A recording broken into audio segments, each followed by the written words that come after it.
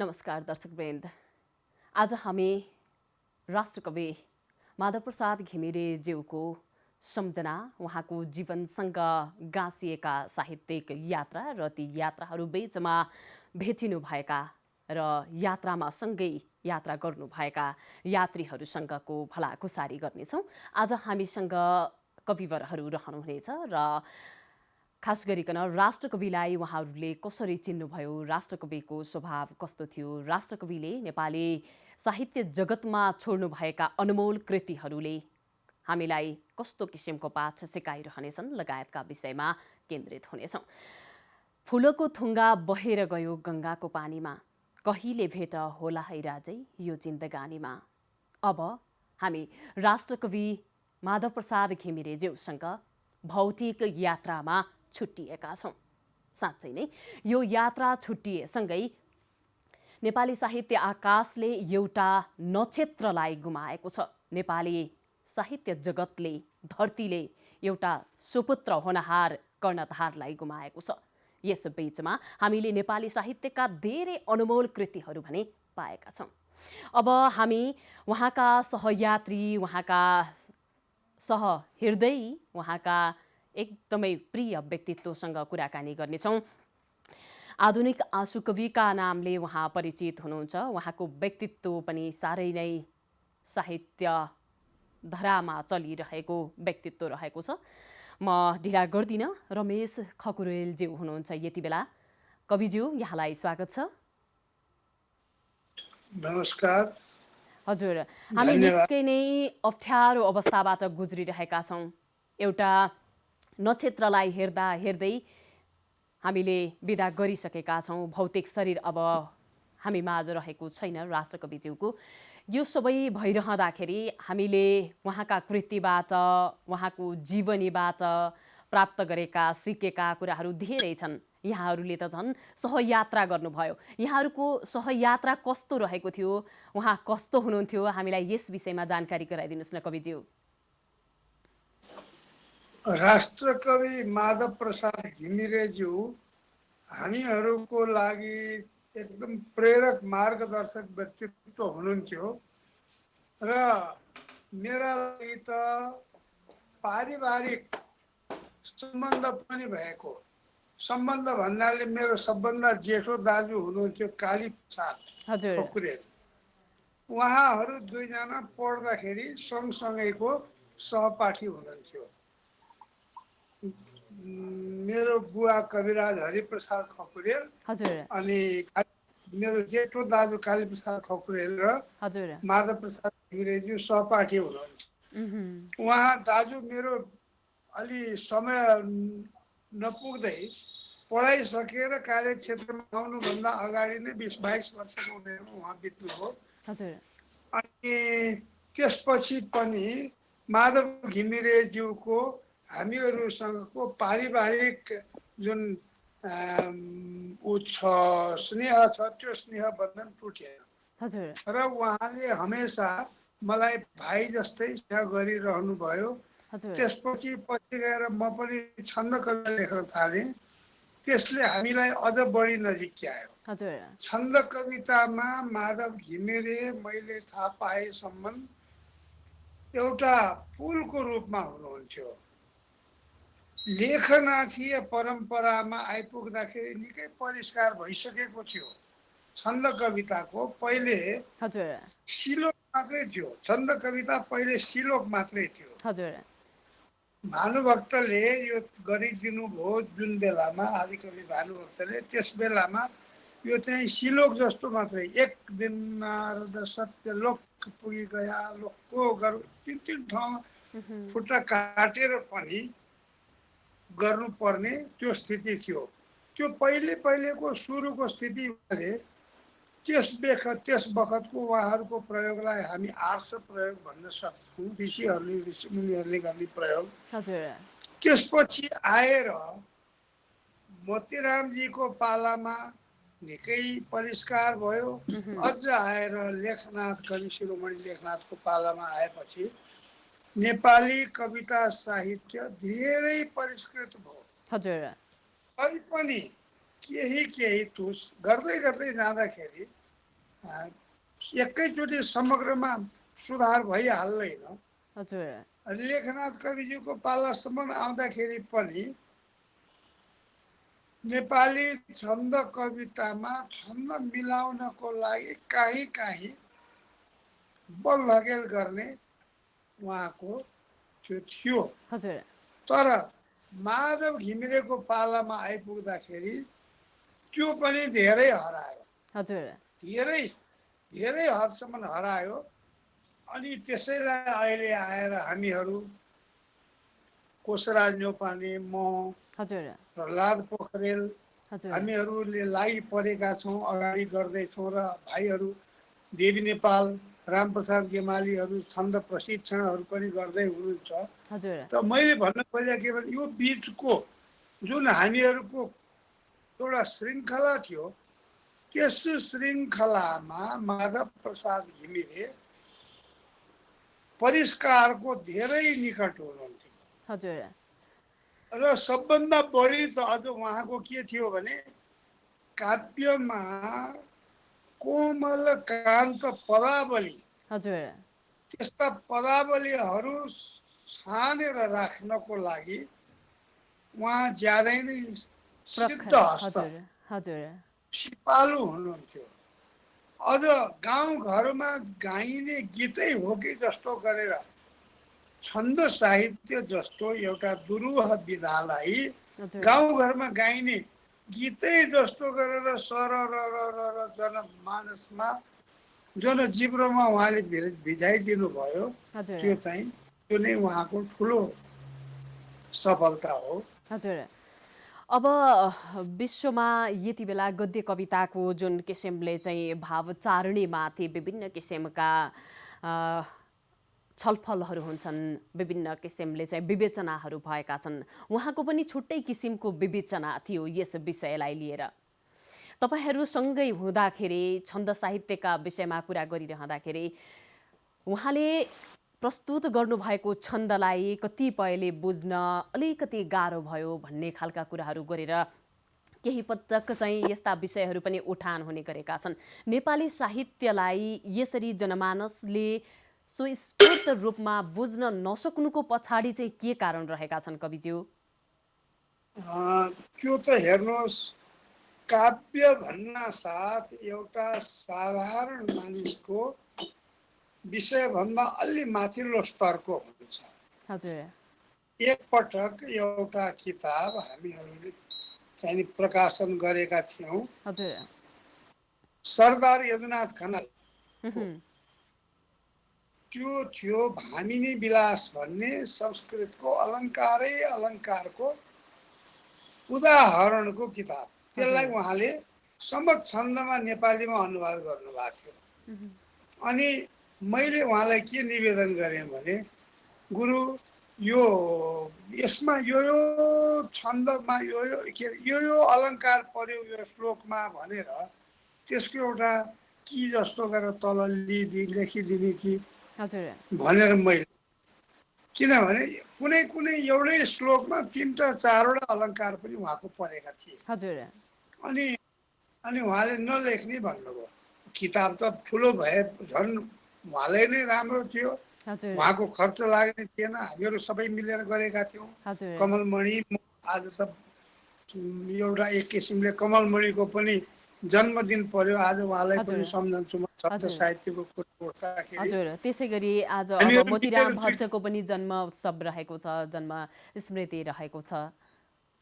हो हजुर र उहाँहरू नि सबैमा हाम्रो हार्दिक श्रद्धा सुमन छ। अब हामीले धेरै धन्यवाद। होनहार व्यक्तित्वहरूलाई कविज्यूहरूलाई गुमाइसकेका छौँ, तथापि आज राष्ट्रकवि माधव प्रसाद घिमिरेज्यूको यो अ, महाप्रस्थानको यात्रामा हामी तपाईँहरूसँग कुरा गर्दै गर्दाखेरि फेरि पनि राष्ट्रकविज्यूको शोककाव्यले जुन किसिमको छाप छोडेको छ यस विषयमा केही चर्चा गरिदिनु हुन म यहाँलाई विनम्रता टक्र्याउँछु कविज्यू। राष्ट्रकविज्यूको शोक काव्य गौरी असमयमा उहाँको श्रीमती गुमाउनु पर्दाखेरिको पीडा दुःखी भएर उहाँले लेख्नु भएको त्यो गौरी शोक काव्य हजुर संसारभरिकै शोक काव्यहरू मध्येमा सर्वप्रथममा राख्नुपर्ने किसिमको त्यस्तो खालको शोक काव्य बनेको छ गौरी। हजुर र त्यस काव्यलाई कतिपय मान्छेहरूले त सुरुदेखि अन्त्यसम्म मुखाग्र नै पारेर राखेका छन्। हजुर त्यो शोक काव्यको परम्परामा गौरीको चाहिँ त्यति माथिल्लो स्थान छ।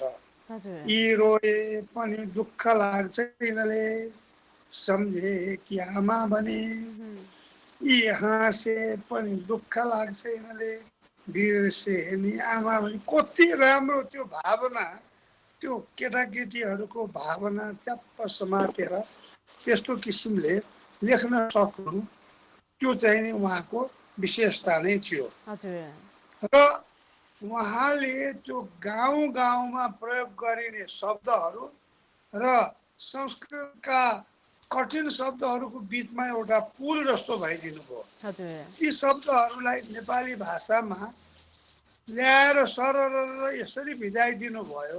हुन त अहिले भर्खर यहाँले भन्नुभयो धेरैलाई नबुझिने छन् भनेर, हजुर तर वास्तवमा भन्ने हो भने राष्ट्रकविको एक एक चिज नबुझिने छैन। हजुर सर्वङ्गसँग जस्तो राष्ट्र प्रेमका उहरू भनौँ, हजुर उहाँको त्यत्तिकै छ। राष्ट्रप्रतिको चिन्ता, यो खेदेर ऐराहा मृगा एकमारी भने जस्तो हजुर जस्तो भनौँ न, हजुर यो शिकार गरेर एउटा मृग मारेर भाग लागेको जस्तो राष्ट्र भाग लाउने चिज होइन हजुर भनेर उहाँले हामीहरूलाई पहिले नै देखाइरहनु भएको थियो। आज देखिराखेका छौँ हामीहरू 7 भाग लाउँदाखेरि के हालत भइरहेछ भनेर। हजुर अब यो अझ के हुने हो, हजुर त्यो कतिसम्म सफल हुने हो भन्न सकिँदैन। यस्तो हजुर छ। अब बाहिरी विश्वले चिन्नका लागि भनेर विशेष रूपमा उहाँले 4 दिन लगाएर लेख्नु भएको कविताको पनि निकै चर्चा हुने गर्छ। त्यसै गरी अस्वस्थामा महाकाव्यको पनि निकै चर्चा भएको छ। कविवर अस्वस्थामा महाकाव्यसँग उहाँले आफूलाई विश्वले चिन्नेछ भनेर भनिरहँदाखेरि धेरै नेपालीहरूले यो विषयलाई चाहिँ बुझ्न नसक्नु भएको सन्दर्भ पनि रहन्छ, जस्तो हामीले कतिपय अवस्थामा भेटिरहेका छौँ। अस्वस्थामा र कविवरको जीवनसँगको के त्यस्तो मेल थियो जसले चाहिँ उहाँलाई विश्वमा मलाई यसले चिनाउनेछ चिन्नेछ भनेर उहाँ भन्नुहुन्थ्यो? हजुर, अश्वत्थामा महाकाव्यलाई उहाँले वास्तवमा भन्यो भने नोबेल पुरस्कारको लागि हजुर तयार पारेर राख्नु, त्यो बनाउनु भएको थियो। हजुर युद्धको विभीषिका कस्तो हुन्छ भन्ने कुरो वर्णन गरेर सबै जनसाधारणले बुझुन् भनेर उहाँले लेख्नु भएको काव्य थियो हजुर त्यो अश्वत्थामा महाकाव्य। हजुर र त्यसको अङ्ग्रेजीमा अनुवाद पनि भएको थियो। तर हजुर हामी नेपालीहरूको हजुर दुर्भाग्य के भने त्यो नोबेलमा दर्ता गर्नको लागि मात्रै पनि भारतको स्वीकृति चाहिने रहेछ। विडम्बना। हजुर अनि त्यसले गर्दाखेरि त्यो काव्य दर्तै हुन पाएन नोबेलमा, हजुर मैले सुनेको है। हजुर भनेदेखि यो हामीहरूको दुर्भाग्य हो, नत्र उहाँको त्यो कृतिले सायद हजुर नोबेलै पाउँथ्यो होला कि आज हामीहरू सबैले गौरव गर्नुपर्ने थियो कि, हजुर यस्तो थियो। यो अणु विज्ञानले पार्न सक्ने दुष्प्रभाव, यसतर्फको विकृतिहरूलाई चाहिँ मैले केन्द्रमा राखेको छु भनेर कविवरले लेखिरहँदाखेरि यति बेला नेपाली साहित्यले राष्ट्रकविलाई गुमाएसँगै अब यस्ता अघिल्ला जानकारहरूलाई, यस्ता अघिल्ला विज्ञहरूलाई, साहित्यकारहरूलाई जसले देशको चित्रण गरिदिनु भएको हुन्छ, राष्ट्रकविज्यूले त 500 वर्ष पछाडि बुझुन् भनेर मैले त्यो भाषामा लेखेको हो भनेर त्यस्ता किसिमका शब्दावलीहरू समेत हामीले पाएका छौँ। यस्तो अवस्थामा राष्ट्रको तर्फबाट उच्च मूल्याङ्कन हुन नसक्नुको पछाडि चाहिँ के कारण हुन सक्छ कविज्यू? यो मूल्याङ्कन भएकै हो। हजुर उहाँको राष्ट्रकविको एउटा दर्जा पाउनु नै भनेको ऐतिहासिक दर्जा, त्यो चान्चुने मान्छेले पाउने कुरो होइन। राष्ट्रकै एउटा कवि त्यो दर्जा उहाँलाई जुन दिइयो त्यो हजुर उच्च मूल्याङ्कन त उहाँको भएको हो। हजुर तर के भने विश्वका सामु चाहिँ नि हामीहरूलाई त्यो अश्वत्थामाबाट चिनाउनको लागि अब त्यही भारतीय हजुर तिनतिरबाट घाँटी समात्या जस्तो गरेर भारतले समातेको नेपाल हामीहरूले भोगिरहनु पर्ने धेरै दुःखहरू छन्। हजुर अब यहाँहरूको हजुर उहाँको त हरेक कविता हरेक गीत राष्ट्र प्रेमले ओतप्रोत छ। अनि माया प्रीतिका कुरा पनि उहाँको त्यत्तिकै राम्रोसँग हजुर भित्र हृदय नै छुने किसिमले हजुर उहाँले लेख्नु भएको छ गीतीहरूमा हजुर कविताहरूमा। हजुर भने राष्ट्रकविको उहाँको मूल्याङ्कन नभएको होइन, हजुर मूल्याङ्कन भएको। हजुर तथापि अब यो कुरामा चाहिँ यति बेला सरकारले त्यो समयमा चाहिँ सरकारले अलिकति पनि पहल गरिदिएको भएदेखि हामी यहाँले भने जस्तै त्यो नोबेल पुरस्कारको दावेदार हुन सक्ने थियौँ कि भन्ने प्रसङ्गलाई मैले जोड्न मात्रै चाहेकी थिएँ। कविवर अब उहाँले लेख्नुभएको गाउँछ गीत नेपाली जस्ता राष्ट्रिय भावले ओतप्रोत भएका गीत सङ्गीतहरू हामीमाझ अझै पनि छन्, कालजयी भएर यी हामीसँग रहनेछन् युगौँ युगसम्म। तथापि उहाँसँगको यहाँहरूको सहकार्यका हिसाबले मैले अर्को कुरा के बुझ्न चाहेँ भनेदेखि उहाँले लेख्दै गर्दाखेरि कतिपय कुराहरू म सुझबुझका आधारमा लेख्न मन लाग्यो भन्दैमा चट्ट बसेर लेखिहाल्दिनँ। एउटा केही कुरा लेख्नका लागि मलाई 2-4 दिनको समय लाग्छ। यो समयमा चाहिँ मलाई यहाँहरूले अप्ठ्यारोमा नपारिदिनु होला। मेरो यो रचनात्मक कुराका निमित्त जसरी म घुलित हुँदैछु त्यो कुरालाई बुझिदिनु होला भनेर पनि भन्नुहुन्थ्यो रे। हजुरहरूसँग चाहिँ के कुरा हुन्थ्यो रचना अभ्यासका समयमा, रचना लेखनका समयमा, यो विषयमा पनि जानकारी गराइदिनुहोस् न। उहाँको मात्र होइन, कवि शिरोमणि लेखनाथले पनि हजुर लेख्दा लेख्दै एक शब्द कहीँ नमिलेर हजुर त्यसको लागि 3 दिन 4 दिनसम्म पनि पर्खिनुहुन्थ्यो। कवि शिरोमणि लेखनाथले समेत हजुर 3 दिन 4 दिन पनि एउटा श्लोक एउटा शब्दको लागि पर्खिनुहुन्थ्यो र परिष्कार गरेर त्यो शब्दलाई रत्नलाई रगडेर पुरा त्यसलाई पालिस लगाएर त्यो कुनै गहनामा हालेको जस्तो गरेर त्यसरी उहाँले हाल्नुहुन्थ्यो। हजुर त्यस्तै माधव घिमिरेको पनि त्यो बानी थियो। हजुर एउटा रचना त्यसै सरासर ल्याउनु हुन्थेन। कतिपयचोटि मलाई जिस्क्याउनुहुन्थ्यो। मसँग भेट भयो कि जहिले पनि आज के लेखा छ भन्नुहुन्थ्यो। हजुर अनि अक्सर गरेर मैले सुरगधरा छन्दमै लेखेका धेरै पढ्थेँ। हजुर अनि त्यहाँ म सुनौ हजुर भन्नुहुन्थ्यो, म सुनाउँथेँ आज पनि। उहाँको सम्झनामा हजुरले लेख्नु भएको, उहाँलाई सुनाउनु भएको, आहा तिमीले साह्रै राम्रो लेखेछौ, तपाईँले साह्रै राम्रो लेख्नु भएछ भन्नुभएको कुनै श्लोक यहाँलाई याद छ भने यति बेला उपलब्ध हुन सक्छ भने हामीलाई पनि सुनाइदिनुहोस् न। म 1 मिनट लिएर आइहाल्छु। हजुर दर्शकवृन्द, यो साहित्य यात्राको एउटा यात्रा अनवरत रूपमा चलिरहँदासम्म नेपाली साहित्य आकाशमा हामीले कविवरसँग धेरै कुरा सिक्न पायौँ। राष्ट्रकविको एउटा पद, राष्ट्रकविको एउटा इतिहास बनिसकेको छ। अब योसँग हामीले सिक्नुपर्ने अझ भन्ने हो भने नेपाली साहित्यका धेरै विधाहरूलाई उहाँले यस्तो सजिलो तरिकाले जनमानसमा घुलित गराइदिनु भएको छ कि यसैको एउटा स्वरूपका रूपमा चाहिँ हामीले राष्ट्रकविको पदका रूपमा उहाँलाई पायौँ र गुमाइसकेका पनि छौँ भौतिक शरीर। यो भौतिक शरीर गुमाएसँगै नेपाली साहित्य आकाशले एउटा चम्किलो नक्षत्रलाई आफैमा विलिन गराइसकेको अवस्था छ। उहाँको पार्थिव शरीरलाई समेत हामीले सकाइसकेको अवस्था रहेको छ भने बिहान मात्रै उहाँको अन्तिम संस्कार समेत हामीले गरिसकेका छौँ। र हामी यति बेला उनै राष्ट्रकविका सहहृदयी भाइ, सहयात्रामा रहनुभएका साथी र सँगै रहनुभएका कविवरसँग कुराकानी गर्दैछौँ। हामीसँग रमेश खकुरेलज्यू हुनुहुन्छ। फेरि पनि म उहाँलाई स्वागत गर्छु।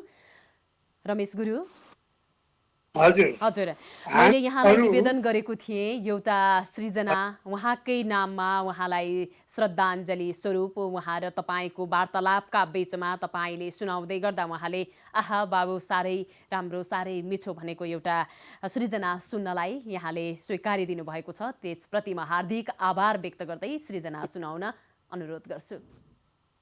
उहाँ र म चाहिँ हामीहरू उसमा नेपाली शिक्षा परिषदमा हामीहरू हजुर सँगै थियौँ। हजुर उहाँ अध्यक्ष हुनुहुन्थ्यो नेपाली शिक्षा परिषदको हजुर र म त्यसको कार्यकारी सदस्य थिएँ। हजुर अनि कुनै कुनै दिन जब हामीहरूको मिटिङ सिटिङ हुँदाखेरिमा गइन्छ हजुर अनि उहाँसँग भेट हुँदाखेरि आज के लेखा छ भन्नुहुन्थ्यो।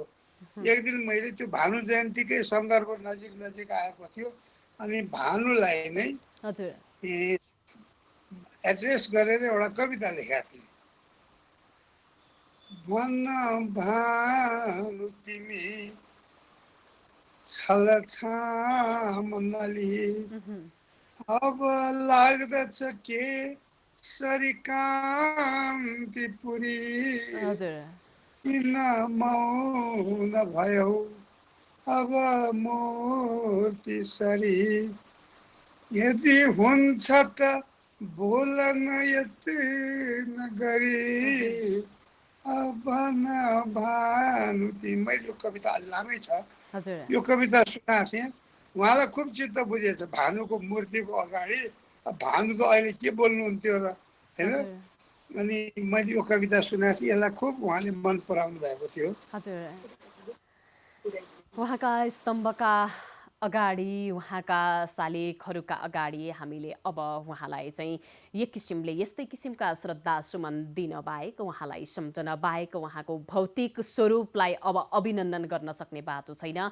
अब अन्त्यमा कविवरका नाममा हामी एउटा श्रद्धा सुमन अर्पण गरिरहँदाखेरि हजुरको स्वास्थ्य जीवन त्यसै गरी स्वस्थ जीवनसँगै दीर्घायुको कामना पनि गर्दछौँ। सुरक्षित रहनुहोला। यो महामारीबाट बच्नुपर्ने एउटा अवस्था छ। बाँच्यो भनेदेखि जीवनका धेरै कालखण्डमा हाम्रा साहित्यिक यात्राहरूले अनवरत एउटा पूर्णता पाउने नै छ। यहाँलाई हार्दिक धन्यवाद दिन चाहन्छु कविवर। हस्, धन्यवाद।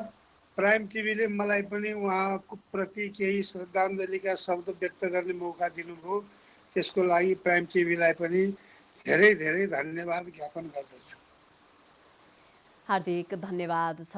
हामीले भर्खरै कुरा गऱ्यौँ रमेश खकुरेलज्यूसँग। उहाँ आँसु कवि हुनुहुन्छ। विशेषतः नेपाली साहित्य जगतमा उहाँको एउटा छुट्टै योगदान र नेपाली छन्द कवितालाई विश्व सामु चिनाउनुपर्छ। हामी एकत्रित भएर लाग्नुपर्छ।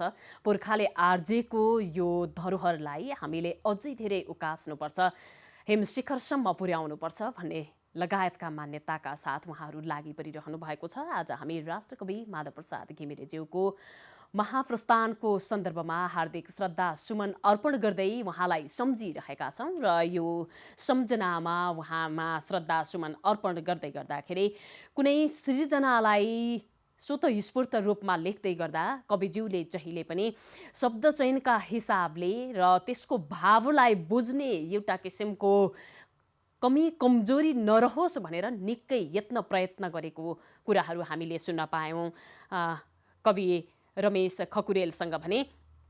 उहाँले अस्वस्थामा महाकाव्य लेखिसकेपछि यसको जुन किसिमको अपेक्षा गर्नुभएको थियो, यसलाई जसरी चाहिँ अगाडि बढ्नेछ भनेर भनेका कुराहरू गर्नुभएको थियो, यो कुराहरूमा चाहिँ राष्ट्रका तर्फबाट हाम्रा आफ्ना सानातिना कमी कमजोरीका तर्फबाट अझ भन्नुपर्दा नेपाली साहित्यलाई हामीले जसरी हेर्नुपर्ने हो, जसरी मूल्याङ्कन गर्नुपर्ने हो, त्यो मूल्याङ्कन गर्न नसकेको कारणले गर्दाखेरि चाहिँ यो महाकाव्यले जुन किसिमको एउटा स्थान पाउने थियो त्यो स्थान प्राप्त गर्न सकेन। यस्ता किसिमका कमी कमजोरीहरू अबका दिनमा नभइदिउन् भन्ने हामी सबैजनाको हार्दिक अपिल पनि रहेको छ। खास गरिकन अहिले विश्वको निम्ति सबैभन्दा ठुलो भएको रूपमा रहेको अणु र योसँग जोडिएका विज्ञानसँगका उपलब्धिका कुराहरूले मानव जीवनलाई कस्तो किसिमको प्रभाव पारिरहेको छ भन्ने खालका कुराहरू चाहिँ उहाँले अस्वस्थामा महाकाव्यमा लेख्नु भएको थियो भन्ने कुराहरू हामीले भर्खरै मात्र प्राप्त गर्यौँ। एकमात्र शास्त्रीय विद्वान, एकमात्र शास्त्रीय छन्दका नायकलाई हामीले गुमाएका छौँ र यही घडीमा हामी अनवरत रूपमा उहाँका सहकर्मीहरूसँग उहाँका सहृदयहरूसँग कुराकानीको जमर्को पनि गरिरहेका छौँ। 101 वर्षको उमेरमा उहाँको निधन भएको छ। 1976 साल असोज 7 गते लमजुङको पुस्तन गाउँमा उहाँ जन्मनु भएको थियो र हामीले उहाँलाई हिजो मात्रै भौतिक शरीरलाई बिदा गरिसकेका छौँ। यही शोकको घडीमा हामी उहाँका सहृदय, उहाँका एक नजिकका व्यक्तित्व कविवर कोशराज नेउपानेसँग कुराकानी गर्दैछौँ। उहाँ चाहिँ कवि तथा समालोचक हुनुहुन्छ। नेपाली साहित्य जगतमा उहाँको एउटा छुट्टै स्थान रहेको छ। आज हामी उहाँ कसरी सम्झनुहुन्छ त कविवरलाई, यसै विषयमा फेरि केन्द्रित हुनेछौँ। कविज्यू, यहाँलाई स्वागत छ। हजुर, धन्यवाद छ नानु। हजुर, अब नेपाली साहित्य जगत यति बेला निकै नै चिन्ता र शोकको अवस्थामा रहेको छ। यो घडीमा रहिरहँदाखेरि तपाईँहरूले धेरैभन्दा धेरै समय कविवरसँगको आत्मीयतामा, उहाँहरूको सानिध्यमा, उहाँहरूको आशीर्वचनका साथमा आफ्ना समयहरू व्यतीत गर्नुभएको छ, आफ्ना लेखन रचनाहरूलाई अगाडि बढाउनु भएको छ। कसरी सम्झिनुहुन्छ कविज्यूलाई? यो नेपाली साहित्य एउटा अपूर्णीय क्षति भएको छ माधव घिमिरेको निधनले। माधव घिमिरे 100 वर्षसम्म नेपाली साहित्यमा एउटा खम्बाको रूपमा रहनु भएको थियो। यद्यपि हाम्रो नेपाली साहित्यमा धेरै साहित्यकारहरू खम्बा हुन् आफ्नो युगका। भानुभक्त आफ्नो युगमा खम्बा थिए, उनी पनि बितेर गए। देवकोटा खम्बा थिए, बितेर गए। मृत्यु शाश्वत छ, यसमा भन्नुपर्ने गुनासो छैन मेरो। 101 वर्ष बाँचेर जो मान्छे मरेको छ, मृत्यु असामयिक पनि छैन। 100 वर्ष मान्छे आइरहेको छ, उहाँ 100 वर्ष नागरिक जानुभएको छ। मृत्यु चाहिँ एकदम अवश्यम भविष्य हो, त्यसमा मेरो गुनासो छैन। तर गुनासो के हो भनेदेखि नेपाली साहित्यमा एउटा ठुलो खम्बा ढलेको छ। त्यो खम्बा ढलेको अनुभूति चाहिँ हो हरेक साहित्यकारलाई, देशभरि भनौँ देशका सम्पूर्ण मान्छेलाई यो अनुभूति भएको छ। माधव घिमिरेको मृत्यु त्यही खम्बा ढलेको अनुभूति हो। तर म के विश्वासमा छु भनेदेखि माधव घिमिरे एउटा ठुलो वटवृक्ष हुनुहुन्थ्यो। एउटा वटवृक्ष ढल्यो भने त्यसमा अनेकौं वटवृक्ष फेरि पलाउँछन्। त्यसकारण नेपाली साहित्य भविष्यलाई त कुनै आपत्ति छैन। खालि उहाँको मृत्यु हामीलाई सुखद होइन, दुःखद हो र शोक सन्तप्त स्थिति हो हाम्रो। हजुर, र यो सत्यलाई स्वीकार्नुको विकल्प पनि हामीसँग छैन। तथापि यहाँले चिन्नु भएको राष्ट्रकविको बारेमा आज हामीसँग यो समय हामी वार्तालाप गर्दैछौँ। यहाँले चाहिँ कसरी चिन्नु भएको थियो, उहाँबाट कस्ता किसिमका आशीर्वचनहरू पाउनुहुन्थ्यो, यस विषयमा पनि हामी जान्ने कोसिस गर्नेछौँ। हामी अलिकति कुराकानी गर्दैछौँ यति बेला भाषाका हिसाबले, नेपाली साहित्यका हिसाबले विभिन्न किसिमका समस्याका बावजुदमा नेपाली साहित्यको एउटा क्षेत्र अनवरत रूपमा अगाडि बढिरहेको छ। धेरै सर्जकहरू नेपाली साहित्यलाई जोगाउनका निमित्त लागि परिरहनु भएको छ र हामी कोशराज नेउपानेसँग कुराकानी गर्दैछौँ। उहाँ कवि तथा समालोचक हुनुहुन्छ। फेरि पनि स्वागत गर्छु। स्वागत छ यहाँलाई कविज्यू। हजुर, धन्यवाद छ। मलाई बिचमा फोन आउँदा काटिएको छ, फोन आउँछु म काटिहाल्छु है, फोन आयो भने। हजुर, मैले चाहिँ माधव घिमिरेलाई चाहिँ व्यक्तिगत रूपमा चिनेको मात्र होइन, जीवनभरि मैले माधव घिमिरेको साहित्य नै पढाएँ। हजुर, विश्वविद्यालयमा मैले 37 वर्ष माधव घिमिरे पढाएँ। हजुर, त्यो पढाएको माधव घिमिरे र मैले सङ्गत गरेको माधव घिमिरे दुईटै मसित संयोजित हुनुहुन्छ उहाँले। कि पढाएको माधव घिमिरे जे हो, मैले सङ्गत गरेको माधव घिमिरे पनि त्यही हो। र माधव घिमिरेको सम्मान साहित्य क्षेत्रमा या कक्षा क्षेत्रमा मात्रै होइन, हरेक गीतको माध्यमबाट, हरेक साहित्यको माध्यमबाट नेपाली जनमानसमा माधव घिमिरे सम्मान छ। नेपाली जनमानसमा होइन, भारतवर्षमा अहिले भारतवर्षमा सिङ्गो व्यक्तित्व भनेको साहित्यिक दृष्टिले माधव घिमिरेको उचाइलाई भेट्ने कोही साहित्यकार छैन। त्यो उचाइमा पुगेको व्यक्तित्व माधव घिमिरे र त्यसलाई उहाँले सबभन्दा पहिलो माधव घिमिरेको पहिलो बिजारोपण चाहिँ के हो त भन्छ भने तपाईँको 92 सालदेखि उहाँले कविता लेख्नु भएको छ र 4 साल नेपालमा पहिलो राणा शासन होइन, पहिलो साहित्यिक समय हेर्नुहोस् कस्तो बेला थियो भने राणा शासनमा कविता लेख्दाखेरि कलम रोका भन्ने आदेश आउँथ्यो। त्यस्तो बेलामा 2004 सालको जेठ 15, 16, 17 गते ऐतिहासिक साहित्य सम्मेलन भएको छ, जसमा लक्ष्मीप्रसाद देवकोटा, लेखनाथ पौडेल, बालकृष्ण समूह, सिद्धिचरण श्रेष्ठ जस्ता कविहरू थिए, ठुला बैसी आदि थिए। त्यो कविता गोष्ठीमा माधव घिमिरेले पहिलो पुरस्कार पाउनु भएको छ। त्यसपछि माधवको साहित्यले उचाइ लिएको छ र त्यो उचाइमा चाहिँ गौरीमा पुग्दाखेरि माधवको उचाइ चाहिँ अत्यन्त उत्कर्ष भएको छ। त्यस्तो उत्कर्षशील साहित्यकार हो माधव प्रसाद घिमिरे। हजुर, अब नेपाली साहित्य जगतमा हामीले उहाँका कृतिहरूलाई प्राप्त गरिरहँदा पछिल्लो पटक नेपाली साहित्य जगतमा छन्द कविका रूपमा छन्द कविको एउटा धरोहर, एउटा खम्बा, अझ भन्नुपर्छ छन्द कविका प्रणेताकै रूपमा पनि कविवरलाई लिने गरिन्छ। उहाँको छन्द कविता यहाँहरूले धेरै सँगसँगै वाचन गर्नुभयो होला, धेरै सम्झनुभयो होला। उहाँकै एउटा कविता आज यहाँको आवाजमा हामी उहाँप्रति श्रद्धा सुमन गर्दै फेरि पनि वाचन गरिदिनुहुन्छ भन्ने अपेक्षा गर्दछौँ कविज्यू।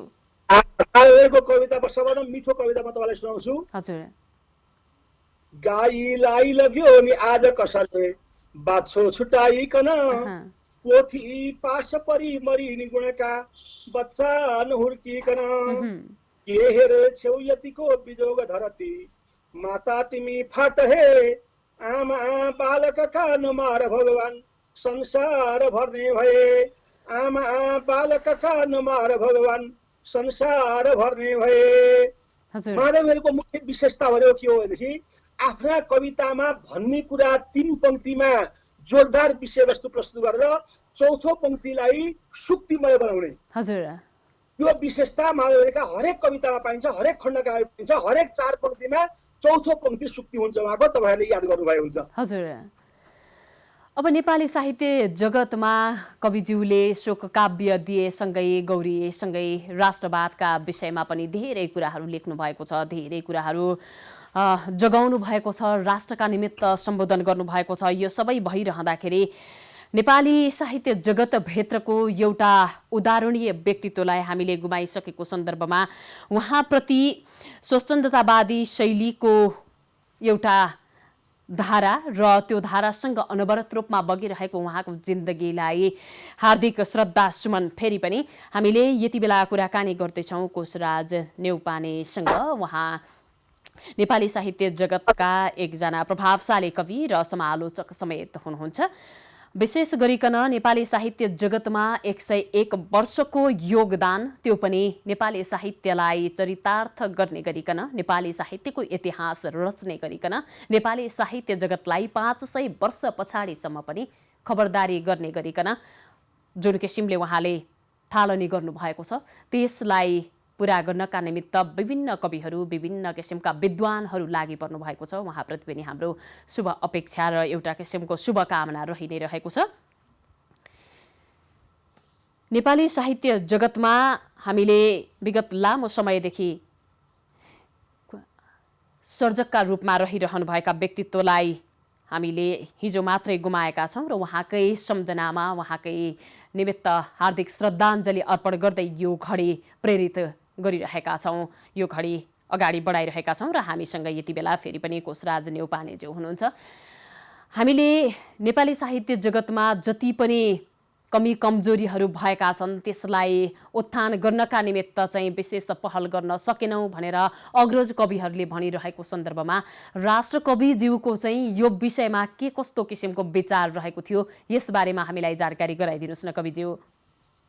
सुन्नुहोस् है, माधव घिमिरे कस्तो साहित्यकार हो भने जस्तो लेखनाथले नेपाली साहित्यमा शास्त्रीयतावादको प्रतिनिधित्व गर्नुहुन्थ्यो, देवकोटाले स्वच्छन्दवादको प्रतिनिधित्व गर्नुहुन्थ्यो, तर माधव घिमिरे सिंहो माधव घिमिरेमा लेखनाथको शास्त्रीयतावाद र देवकोटाको स्वच्छन्दवाद दुईटै समन्वित रूपमा रहेर उहाँले त्यो साहित्य अगाडि बढाउनु थियो। त्यति मात्र होइन, नेपाली साहित्यमा कोही मान्छे साहित्यकार मात्रै छ, कोही मान्छे गीतकार मात्रै छ, कोही मान्छे गीतकारमा ठुलो छ र साहित्यकारमा ठुलो छ, तर माधव घिमिरे त्यस्तो व्यक्तित्व हो, साहित्यकारमा पनि ठुलो, गीतकारमा पनि ठुलो, यो संयोजन गर्न सक्ने क्षमता, स्वच्छन्दवादमा ठुलो, शास्त्रीयतावादमा पनि ठुलो, त्यो समन्वय गर्ने क्षमता, गद्यमा पनि ठुलो, पद्यमा पनि ठुलो, त्यो समन्वय गर्ने क्षमता भएको एकमात्र कवि हुन् राष्ट्रकवि माधव प्रसाद घिमिरे। र आज माधव प्रसाद घिमिरेको अनुसरण गरेर धेरै साहित्यकारहरू माधव प्रसाद घिमिरेको शिष्यत्वमा धेरै साहित्य जस्तो दैवेन्द्रराज नेउपाने, गणेश विषम, रमेश कपुरेल, वासुदेव त्रिपाठी लगायतका थुप्रै मान्छेहरू त्यसको सहस्र धारा चाहिँ फैलिएको छ भने त्यसको बीज रूप हुन् माधव प्रसाद घिमिरे। हजुर, धेरै धेरै आभार व्यक्त गर्दछु यहाँप्रति पनि हार्दिक धन्यवाद यहाँलाई कविवर। यो समयका लागि, यो समालोचनाका लागि यो श्रद्धा सुमनका लागि उहाँको महायात्राले मोक्षता मैले प्राप्त गरोस्। तपाईँलाई यदि व्यक्तिगत माधव प्रसाद घिमिरेसित हिँड्दाको यदि व्यक्तिगत घटना तपाईँलाई सुनाउँछु। अनि हजुर। त्यहाँ म तपाईँसित अरू केही समय छ भने बोलौँला। हजुर। म एउटा घटना सुनाउँछु। इलाम जाँदै थियौँ हामी। हजुर इलामको पशुपतिनगर जाँदाखेरि हामी बिचमा हर्कटे भन्ने ठाउँमा चिया खान रोक्यौँ। हजुर हर्कटेमा एकजना महिला थिइन्, 4 कक्षा पास गरेपछि उनको बिहे भएको थियो। त्यो जमानामा त्यस्तो चलन थियो। यो घटना 2056 सालको हो हेर्नुहोस्। 56 सालमा हामी भानु जयन्तीको सन्दर्भमा बिर्तावण गएका थियौँ। त्यो बेलामा पशुपतिनगर जाँदाखेरि हामी बाटामा हर्कटे भन्ने ठाउँमा हामीले चिया खायौँ। त्यो ठाउँमा कस्तो एउटा आश्चर्यजनक घटना भने हजुर अलिकति संक्षेपमा जाउँ कविज्यू, हामी समयको पाबन्दीमा पनि रहेका छौँ। यही समयले हामीलाई भेटाएको छ, यही समयले कविज्यूसँग पनि छुट्याएको छ।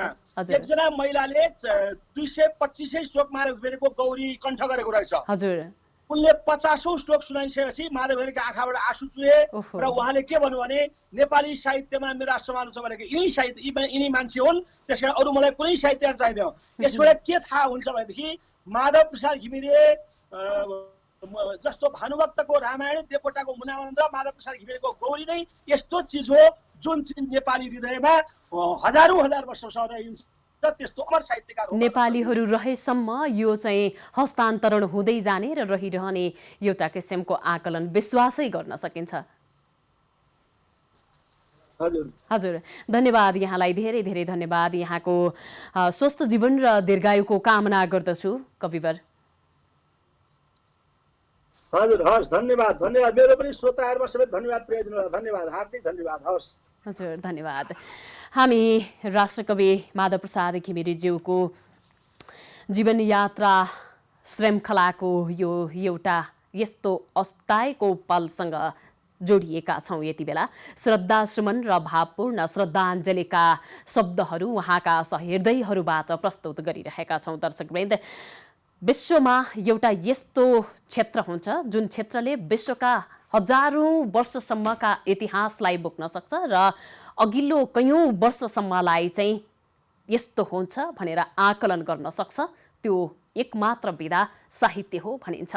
रवि र कवि नपुगेको ठाउँ हुँदैन भनेर विश्वले मानिरहेको छ। यस्तो सन्दर्भमा हामी हाम्रा कविवरप्रति यति बेला हार्दिकताका साथ उहाँहरूका विचार, कविप्रतिका दृष्टिकोण र उहाँहरू कसरी सम्झनुहुन्छ, कसरी श्रद्धासुमन व्यक्त गर्नुहुन्छ भन्ने सन्दर्भमा यति बेला जोडिरहेका छौँ। र अब हामीसँग नियात्राकार तथा कवि प्रतीक ढकालज्यू हुनुहुन्छ।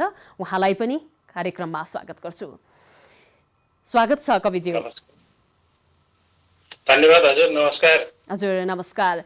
हामी निकै नै दुःखद पलमा तथापि यो एउटा सहयात्रालाई सम्झिने कोसिस गरिरहेका छौँ। नेपाली साहित्यका क्षेत्रमा उहाँले पुर्याउनु भएको योगदान र यहाँहरूले सम्झिनु भएको, उहाँलाई बुझ्नु भएको पलका विषयमा यति बेला केन्द्रित रहेका छौँ।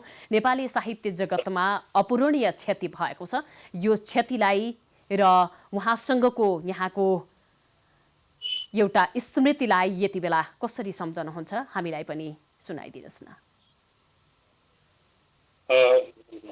पछिल्लो पुस्तालाई असाध्यै धेरै माया गर्ने मान्छे मध्ये एकको रूपमा म राष्ट्रकविज्यूलाई सम्झिन्छु र उहाँले चाहिँ त्यो देवकोटाको स्वच्छन्दतावादी धारा र लेखनाथबाट सुरु भएको परिष्कारवादी धारालाई यसरी जोडेर लिएर जानुभयो कि नेपाली कविताको यो अब 100 वर्षको आयुमा, यो शताब्दीको आयुमा आधा समय त उहाँले आफ्नो कविताबाट राज नै गर्नुभयो।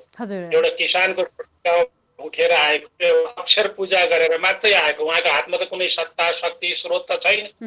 एउटा अक्षर पूजन गरेर आएको मान्छे यसरी 3.5 करोड नेपालीको मुटुमा बस्न सक्ने, सबै दल, सबै बात, सबै झन्डाभन्दा माथि राष्ट्रिय झन्डा मात्र भएर बस्न सक्नु सानो कुरा होइन। र अहिले नै पनि तपाईँले सामाजिक सञ्जालबाट हेर्दाखेरि के देख्नुहुन्छ भने अत्यन्त साना, हामी त तैबर अलि बिचका उमेरका मान्छे भयो, राष्ट्रकविज्यू मभन्दा अब 39 वर्ष जेठो हुनुहुन्थ्यो होइन। तर बहिनीहरूसँग पनि उहाँले अँगालो बारेर फोटो खिचेर आशीर्वाद दिएको, उहाँहरू पनि एकदम दुःख भएर मर्मा भएर चाहिँ पोस्ट गरेको अहिले देखिन्छ। यसबाट पनि उहाँको ख्यातिको पैमानालाई नाप्न सकिन्छ, किनभने उहाँका कविता भनेको कमलामा फुलेका फुल हुन् जस्तो एउटा पनि पहेँलो पात एउटा पनि जर्ती जाने ठाउँ हुँदैन सूत्र हुन् उहाँका सबै कविता भनेको सूत्र हुन् म चाहिँ उहाँलाई यसरी सम्झन्छु हजुर अब यहाँ यात्राकारको हिसाबले पनि निकै नै अगाडि रहनु भएको छ यात्रामा यहाँको यात्रा र यहाँले लेख्नुभएका यात्राका निबन्धहरूले जनजीवनमा एउटा किसिमको हिमालसँग जोडिएको सन्दर्भलाई पनि प्रष्ट देखाइदिएको छ कविवरको हिमाल पारी र हिमाल वारीसँग सम्बन्धित भएर यहाँसँग निकै चर्चा हुन्थ्यो भन्ने सुनिन्छ के रहन्थ्यो के विषयमा चर्चा हुन्थ्यो यस विषयमा केही जानकारी गराइदिनुहोस् न यस्तो उहाँको चाहिँ राष्ट्रकविज्यूको हिमाल वारी हिमाल पारी र मेरो चाहिँ हिमाल पारी पुगेपछि त्यो हिमाल वारी हिमाल पारीमा उहाँको चाहिँ यो मनाङका दृश्यहरू छन् त्यहाँ धेरै योभन्दा अगाडि शास्त्रीय परम्परावादी हिसाबले लेख्दै आउँदाखेरि जनजातिका कुराहरू कहीँ पनि लेखिएको नभएको सन्दर्भमा राष्ट्रकविज्यूले पहिलोचोटि त्यसमा चाहिँ अब हिउँ चुलीमा हिउँ लामाले लेख्यो शिलामा ओ मणिपद्मी हुँ भन्दै भन्दै उहाँले त्यसरी लेख्नुभयो म चाहिँ धेरै माथि अब डोल्पाको पनि 26 दिनको भ्रमण गरेर चाहिँ यान्जिर गुम्बातिर पुगेर आउँदाखेरि तपाईँले मलाई त्यो किताब पढिसकेपछि उहाँले तपाईँले मलाई मुलुकै चिनाउनु भयो नेपालै देखाउनु भयो प्रतीकजी यस्तो छ कि भनेर भन्नुहुन्थ्यो अलिकति अन्तरङ्ग कुराकानी हुन्थ्यो र मलाई खुसी लाग्ने कुरा चाहिँ के थियो भने मेरा सबै कृतिहरूको उहाँ एउटा गम्भीर पाठक पनि हुनुहुन्थ्यो र यहाँलाई पनि याद नभएको यहाँको कविता चाहिँ कविवरले एकपटक प्रत्येक मलाई तपाईको कविता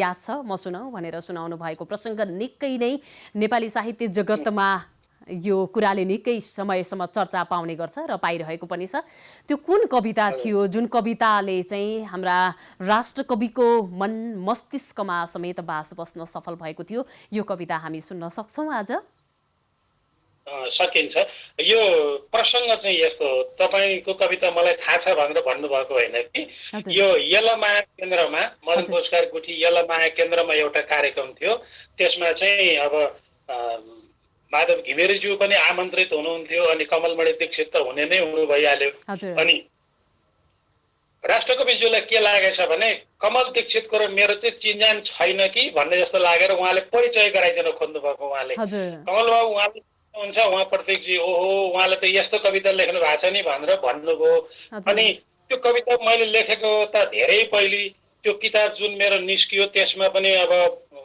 42 सालमै उहाँले लिखित भूमिका दिनुभएको त्यो मसँग अहिले पनि उहाँको हस्तलिपि मसँग अहिले पनि सुरक्षित नै छ अनि उहाँले चाहिँ के भन्नुभयो भने प्रतीकजीले त यस्तो गहिरो कविता लेख्नुहुन्छ भनेर उहाँले भन्नुभयो त्यो कविता मैले पनि याद गरेको थिएन जब उहाँले 12 लाइन कविता सर सुनाउनु भयो अनि त्यस पछाडि चाहिँ ओहो यो त मैले पनि याद गर्नुपर्छ भनेर मैले याद गरेँ त्यो कविता चाहिँ खासमा के थियो भने त्यो जीवन दर्शनको अलिकति गहिरो भाग त्यहाँ थियो म दर्शन थोरै 2 लाइन भए पनि हामी सुनौँ न भएर मन पराउनु भएको होला त्यो कविता कस्तो थियो भने आँसु पुछिदेऊ भन्दिन प्रभु म आँसु निरन्तर आइरहन् नित्य निरन्तर अन्तर दिलको कालो मैलो धोइरहन् हृदय मेरो नील गगन चाहिँ निर्मल निर्मल हुन्छ भने वर्षा पछिको बादल आकाश जस्तै पावन पावन बन्छ भने आँसु अझै पनि देऊ प्रभु म नित्य निरन्तर रोइरहँ पापी मनले पाप चिताए पनि आँसुले धोइरहँ यही कविता थियो उहाँले खर्रै सुनाउनु भएपछि मलाई गौरवबोध पनि भयो अलिकति लज्जित पनि भएँ क्या अनि मलाई कस्तो लाग्यो भने यी मान्छे त यति महान मान्छे रहेछन् आफ्नो अनुज पुस्ताले लेखेको कुरो पनि यसरी याद गरेर बसिरहेको हुनुपर्छ उहाँबाटै सिकेको मैले पछिल्लो पुस्ताको अग्रज र अनुजका सन्दर्भहरूलाई जोड्दाखेरि तिता मिठा कुराहरू धेरै आइरहँदाखेरि कविवरसँग राष्ट्रकविको जस्तो चाहिँ आशीर्वचन हुनुपर्छ उहाँको जस्तो आशीर्वाद दिन सक्ने एउटा क्षमता हुनुपर्छ भनेर यो स्वभावको जहिले पनि ग्रहणीय तर उच्चतम ढङ्गबाट चाहिँ छलफल भइरहेको कुराहरू उठिरहेको सुन्न पाइन्छ हामी यो अत्यन्तै दुःखद घडीमा तथापि उहाँका जीवनका अन्तरङ्ग कुराकानी गरिरहँदाखेरि सुखद पक्षलाई कोट्याइरहेका छौँ हामी अन्त्यमा पनि आइसकेका छौँ कविज्यू अब अन्त्यमा नेपाली साहित्य जगतको यो अपूरणीय क्षतिलाई कविप्रतिको यहाँको हार्दिक श्रद्धा सुमन रहेसँगै यो विषयलाई जगाइराख्नका लागि नेपाली साहित्य जगतमा छन्द र शास्त्रीय शिक्षालाई अनवरत रूपमा अगाडि बढाइरहनका लागि चाहिँ नवकविहरूले अनुज कविहरूले समकालीन कविहरूले चाहिँ यसलाई कसरी अगाडि बढाउन सक्नुहुन्छ हामीलाई संक्षेपमा अलिकति जानकारी गराइदिनुहोस् न यो छन्द परम्परा परिष्कारको पनि एउटा उच्चतम रूप छन्द परम्परा। यो बहिनीले सोध्नु भन्दा पिछेमा एउटा सानो कुरा के भन्न मन पर्यो भने एक दिन एउटा निम्तोको लागि म उहाँको घरमा गएको थिएँ अनि उहाँ आफै बिरामी भएर तल नआउने भन्ने कुरो माथि आमाले भन्नुभयो को आएको छ सोधा भन्नुभयो अनि तल मैले प्रतीक ढकाल भने प्रतीक बाबु आएको भए त म आउँछु भनेर तल ओर्लिनुभयो अनि आएर मलाई के भन्नुभयो भने मलाई यसरी नआलमा ल्याउनुहोस् न तपाईँ। म दिनभरिमा कस्ता कस्ता श्लोकहरू कस्ता कस्ता सूक्तहरू मेरो दिमागमा आउँछन्। हिजो दिउँसो मैले के लेखेँ रितम्बराका लागि थाहा छ तपाईँले सुनाऊ भन्नुभयो अनि हजुर सुनौ भने अनि उहाँले भन्नुभयो त्यो चन्द्र बस्छ ऋषिलाई हेरी आमा सुते झैँ शिशुलाई हेरी। यस्तो यस्तो लाइनहरू आउँछ मलाई आमा सुते झैँ शिशुलाई हेरी त्यो चन्द्र बस्छ ऋषिलाई हेरी। अब रितम्बरामा कहाँनिर यो प्रसङ्ग आउँछ मलाई थाहा छैन। हजुर अब रितम्बरालाई पूर्ण रूपमा चाहिँ प्रस्तुत गरिसकिएको छ लेखिसकिएको छ भन्ने कुराहरू यति बेला के हो भन्ने कुरा नै आइसकेको छैन। रितम्बरा पुरा भएको छैन भनिएको छ कतिपय ठाउँमा चाहिँ प्रकाशोन्मुख रहेको छ पनि भनिएको छ। यस सन्दर्भमा केही जानकारी छ यहाँलाई? मलाई छैन तर जो लेख्दा लेख्दैका श्लोकहरू पनि उहाँले सुनाउनु भएको थियो र बहिनीले भनेको प्रश्नमा जान्छु। हजुर सन्दर्भ हामीसँग एकदमै छोटो रहेको छ संक्षेपमा जानकारी गराइदिनु होला। सत्य कहिल्यै नफेरिने सत्य लेख्ने एक सूत्रमा लेख्ने मान्छे जस्तो नेपाली हामी रहौँला कहाँ नेपालै नरहे कहाँ हिमालय नरहे यस्तो कुरो होइन। अनि अर्को कुरो चाहिँ लाएर माया मुटु रित्तिँदैन होइन। आमा बाबाको कि नमार भगवान संसार भर्ने भए यस्ता यस्ता एउटै लाइनबाट सम्पूर्ण जीवन दर्शन दिन सक्ने मान्छे राष्ट्रकवि माधव घिमिरे नै हुन्। धेरै ठुलो क्षति भएको छ। नेपाली काव्य परम्पराको त धुरी खाँबो नै ढलेको बेला हो। तर यो केराको गाँठ जस्तो हो साहित्य बगैँचा भनेको फेरि अर्का कोठाहरू फलाउनेछन् फेरि अर्का कुराहरू आउनेछन् छन्द परम्परा फेरि माथि जानेछ। हार्दिक श्रद्धा सुमन व्यक्त गर्दछु। हस् यहाँलाई पनि धेरै धेरै धन्यवाद। यहाँको सुस्वास्थ्य र दीर्घायुको कामना गर्दछौँ हामी। धेरै धेरै धन्यवाद।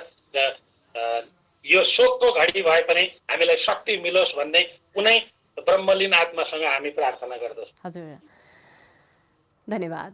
दर्शकवृन्द यहाँलाई पनि धेरै धेरै धन्यवाद। हामीले आज हामी कुराकानीका क्रममा जोडिरहेका थियौँ।